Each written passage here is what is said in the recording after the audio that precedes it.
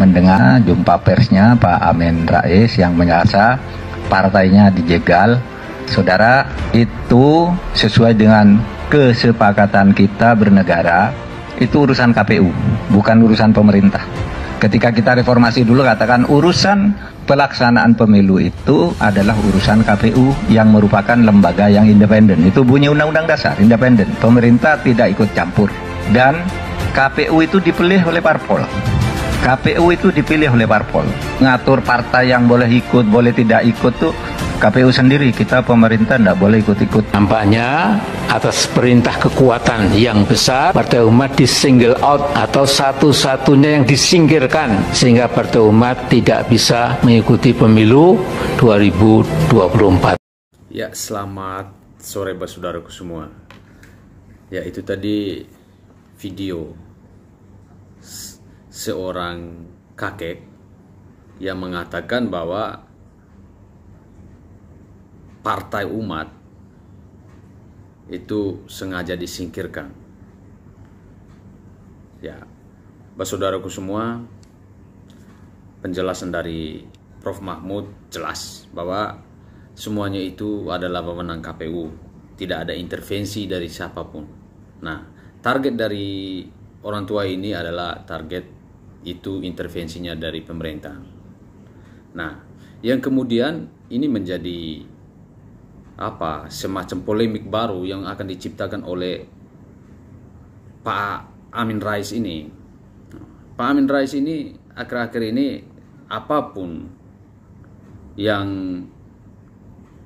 tidak sesuai atau keinginan hasrat, kalau orang bilang syahwat politiknya kalau nggak kesampaian, semuanya itu akan dilemparkan kepada pemerintah, khususnya Pak Presiden Jokowi.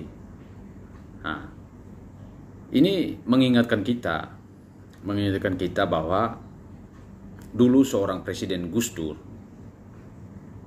pernah berkata bahwa di sebuah stasiun televisi wawancaranya yang mengatakan ada dua tokoh yang menginginkan Gus Dur itu lengser. Nah, salah satunya itu Amin Rais ini, yang kemudian dalam wawancara itu Gus Dur mengatakan bahwa nanti kita lihat saja, semuanya itu akan terjawab dan itu akan menjadi gelandang politik, dan inilah gelandang politik. Nah, dengan statement yang dibuat oleh Pak Amin Rais ini, kemudian mereka melakukan aksi. Nah, dalam aksi itu ada seorang ibu, dia menampar seorang polwan. Nah, ketika polwan petugas keamanan kepolisian waktu itu menjaga keamanan situ, yang kemudian mungkin karena emosionalnya yang tidak bisa terkontrol, akhirnya dia menampar seorang petugas, yaitu polwan. Ya, seperti video ini yang saya tampilkan. Pelaku pemukulan terhadap polwan di depan itu telah diamankan di Subdit Kamar Divisi BRG. Oh, yang nampar ibu polwan karena payudara saya pegang sama yang cowok. Payudara saya pegang. Wajar dong saya. Wajar dong saya nampar. Wajar dong, karena kan Ikut aja dulu, Mbak. Setelah dia tampar, langsung diamankan oleh petugas keamanan waktu itu.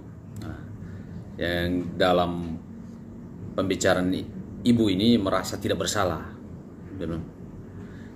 Nah, ini ciri khas dari kita bangsa Indonesia ketika melakukan perbuatan yang tercela, yang kemudian ditangkap oleh polisi. Seolah-olah bahwa kita ini memposisikan diri bahwa kita ini paling benar. Padahal apa yang kita lakukan tadi itu sudah salah. Dan itu bertentangan dengan hukum. Gejolak politik yang menurut saya bukan hanya ada dua gejolak politik, yaitu bagaimana bangsa Indonesia dirongrong dari luar, yang kemudian sama yang keduanya itu dari dalam. Nah, kalau dari luar, saya sangat percaya dengan pemerintahan Pak Presiden Jokowi kali ini, dengan kementerian dan semua ya pembantu-pembantu presiden yang luar biasa dan hebat-hebat, sehingga itu bisa membendung. Yang menjadi soal itu adalah ketika gejolak politik yang dirongrong dari dalam, yaitu dari bangsa itu, anak bangsa itu sendiri.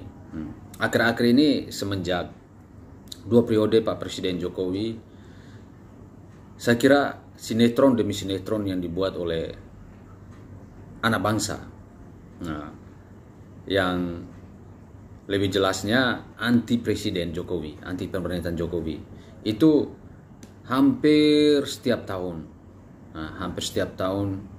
melakukan demonstrasi yang ujung-ujungnya tidak jelas semua. Demonstrasinya itu muaranya kemana tidak jelas. Yang pada intinya itu mereka menginginkan Jokowi itu lengser. Nah, menyambung dengan statement yang dibuat oleh Pak Amin Rais, Sengkuninya Indonesia, bagaimana dia melakukan provokasi yang kemudian ya muncul ya kayak macam demonstrasi yang dilakukan oleh beberapa simpatisan partai umat. Nah, wujud nyata itu terlihat dari tindakan arogan salah satu aksi itu, yaitu seorang ibu yang menampar seorang petugas keamanan yang kebetulan ibu Polwan, yang kemudian sekarang mungkin sedang dihadapi dengan permasalahan hukum. Nah, ini ciri khas dari bangsa kita, bangsa Indonesia. Bangsa Indonesia ini memang suka sekali membuat semacam polemik, yang kemudian polemik itu dilepas ke tengah masyarakat, yang semuanya itu masyarakat yang menjadi korban. Tentunya dalang di belakangnya enak-enak saja. Ini mengingatkan kita, ini contoh Bambang Tri setelah ditangkap sekarang apa? Sudah semua hilang. Kemudian ibu ini ketika dia menghadapi dengan permasalahan hukum, apakah ada orang lain yang datang membantu dia? Itu tidak ada. Karena mereka memanfaatkan kedunguan kita yang tidak melihat secara jernih, yang kemudian kita ikut provokasi orang yang membuat kita tanpa sadar bahwa sebenarnya dia hanya melempar bola api di tengah kita. Setelah itu dia pergi tinggal dan menonton dari jauh. Nah, itulah hari ini bangsa kita, khususnya masyarakat kita yang Indonesia ini, menjadi soal itu adalah suka sekali terprovokasi dengan hal-hal yang tidak penting. Oke, itu saja buat saudaraku semua. Jangan lupa tetap dukung channel kami. Buat saudaraku semua, jangan lupa like, comment, subscribe, and share. Pada akhir kata saya mau mengucapkan salam persaudaraan khusus anak pribumi. Salam persaudaraan.